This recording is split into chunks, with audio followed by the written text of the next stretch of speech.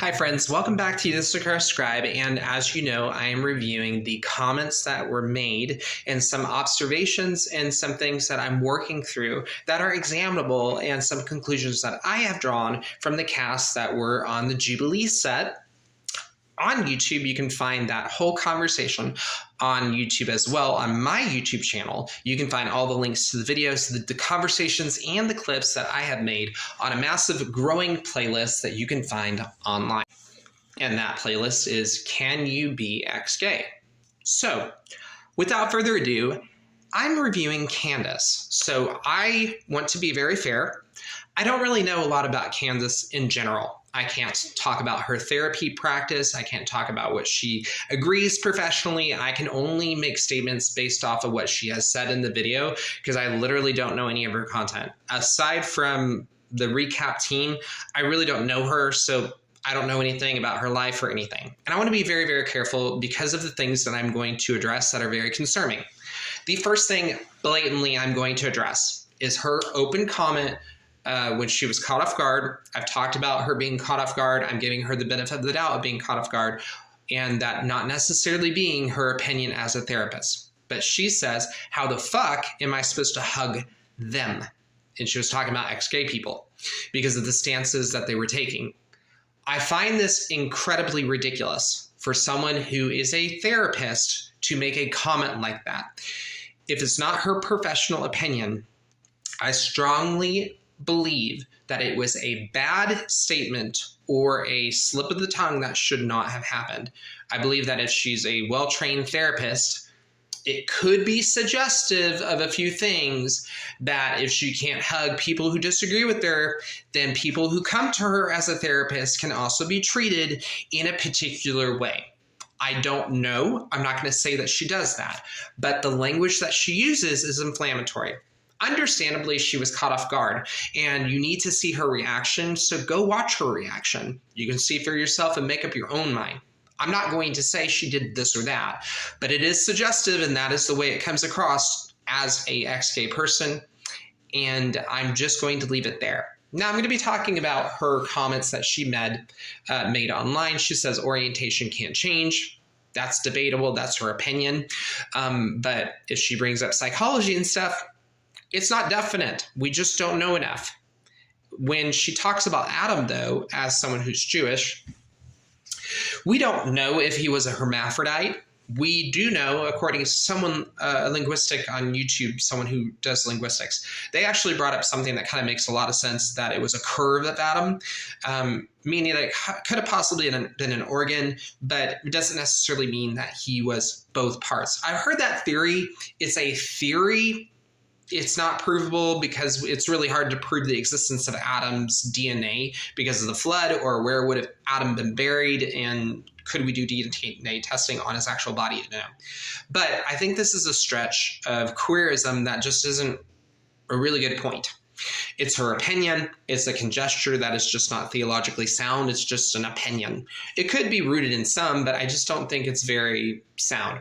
She does talk about in Jubilee pride. She talks about people respecting their bodies and all sorts of stuff.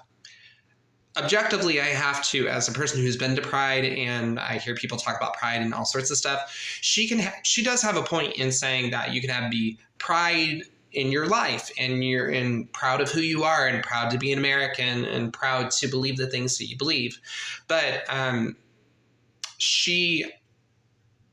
it's a really big stretch. Even if she doesn't train her children to act like everybody else is, everyone else is having problems with pride because it's what is going on, the drug usage and so many things like orgies and intoxications, drugs being given to minors, and there's a lot of other things. And it's really sad that as a therapist, she didn't address that. They really praised her in her, Team React of being drawn on therapy and her experience. Then why didn't she talk about the harms in the LGBTQ that they should take ownership of? She doesn't. She just takes a positive approach and everything's glamorous. The second thing that I think that was really kind of disturbing is she tried to remove us from our own experience and just paint this world. There's no way to guarantee if we were to go into another world and have these experiences that we would be exactly the same. Psychology and theology and therapy, none of it suggests that you'll have the same outcome. So that's environment, nature versus nurture type of conversation. It's not guaranteed. And she takes the stance that if we just could teleport, and I just don't think that's healthy to do. I think that even if they could experience it, everybody's still going to have a different experience, even if they have the same, me as a guy in that environment, I'm going to have it and respond to it differently than you as a woman are, and all of the conversation between. She says that I am more, she said that I'm more scared of going than be harmed and to be harmed at Pride Parade than my children see a penis. Okay, well, that might be yourself, but a lot of people do. I've been to Pride.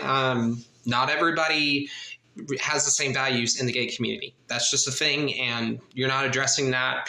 You're just not. And so you're just kind of living in this reality that you're trying to be positive, and I believe she is. And I think that there are some noteworthy things we can take from her. I don't think we should ignore everything.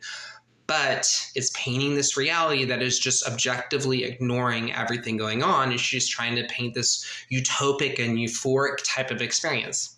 On that notion, she talks about the enjoyment of God. Theologically, our identity comes from truth.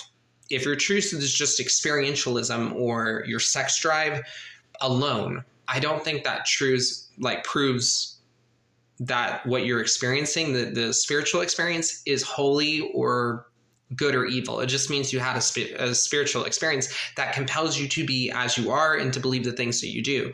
But it's not necessarily meaning that it is God. It could easily be something that's not the Lord.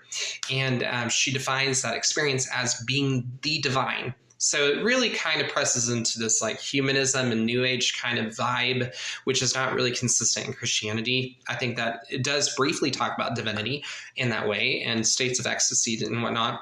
There's been several writings in the Catholic Church about that.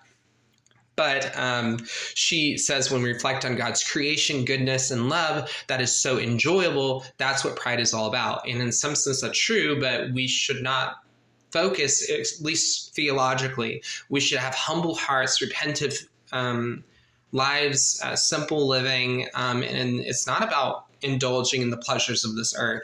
There might be pleasures and blessing, but our lives are consecrated, set apart, and living lives that are repentant, growing in wisdom, and having modest lives. And she just doesn't talk about that. The last part is it comes with, it gets better. She says that it's incredibly painful to live in a community where you describe what you describe, and I would love to transport you. And I talked about that. It is painful to experience people who have this demonology thing. And I've talked about that on my previous clips with Samuel Perez and the things that they had talked about. I just think it's very biased, and it can lead to spiritual abuse, manipulation, and more. And that's not necessarily related to being ex-gay. That's just related to other things that I've talked about already. I just don't think overall that her experiences and her world that she's trying to create is the framework that God has created. So from a theological standpoint, that's one thing. From a literal standpoint, I do think that people should at least understand how people view things differently, learn and grow. And from a Jewish standpoint, that's what Abraham did in the land. He explored, and it's very Jewish to actually do that. It's not very Christian, but it is Jewish, and it's Jewish thought. So those are my reflections. I did like a lot of her emphasis on growing and listening. I think that's very important. So if this is you, Candace, I hope that I was fair. I'm just giving my response to some of the things that you have put. And if you wanted to make a video or reply, go for it. But I do think that if you believe in certain things, you could be really affirming everything quickly and not giving people the opportunity just to discover maybe being in the gay lifestyle isn't for them for reasons outside of Christ and that are legitimate, and that not everybody will have a beautiful experience like you or a beautiful family. On that note, materialism does not equal holiness. And I think that's a claim that she makes. I believe that you can be blessed by the Lord, but that alone does not determine our value or salvation. If you liked what I have said and you want to hear more commentation, follow me, click like, etc., and I will see you on the flip side. My name is Shannon, previous gay rights activist.